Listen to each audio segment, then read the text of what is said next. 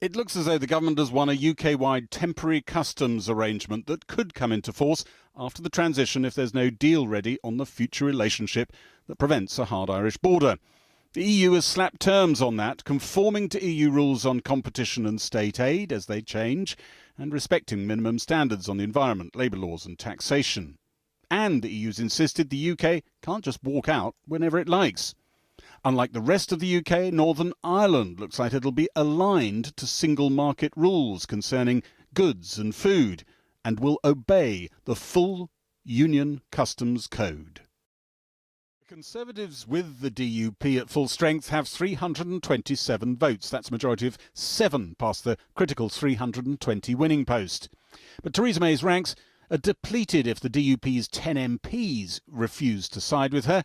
And even if she squeezed the Tory Brexiteer rebellion down to 25 MPs, she looks like losing around 7 pro-Remain Tory MPs on top of that. That would leave her needing 35 Labour MPs if she was to get a majority. And right now only a few Labour MPs would even think of switching sides to help her out. If Theresa May loses the vote, we could be heading for no deal crashing out of the EU. Or no deal but with mini agreements, reducing the disruption. Some Brexiteers would like that option. Other Brexiteers say they could still get a super-fast renegotiation of a more distant trade deal relationship.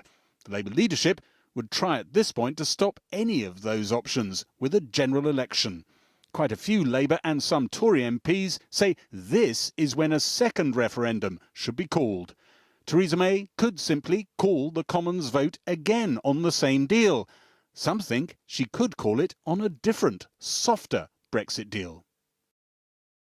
Well, first up, John, Nicola Sturgeon and the SNP made it clear they were never going to like this deal. Clearly they're not happy tonight. But how happy are the Scottish Conservatives? Because that's where it could have got sticky for them and for Theresa May. But I am hearing tonight that David Mundell, the Scottish Secretary, has not resigned. He was vulnerable, though, because the Scottish Conservatives have made some pretty cast-iron offers of support to these fishing communities. And if there is any hint in the withdrawal agreement of any backtracking on fishing rights, then things could get very toxic very quickly.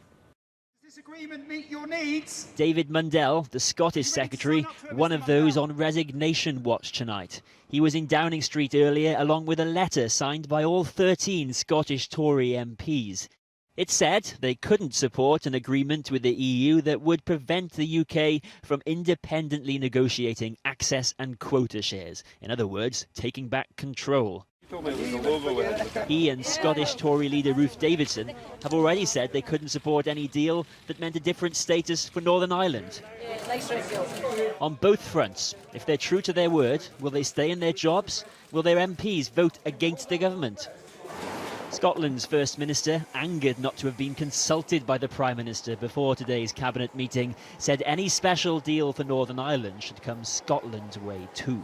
This, from what I know of it, is not a good deal for Scotland. It would take Scotland out of the single market, which would be bad enough in and of itself, but it would do so while leaving us competing for investment and jobs with Northern Ireland that would effectively be staying in the single market. That would be the worst of all possible worlds.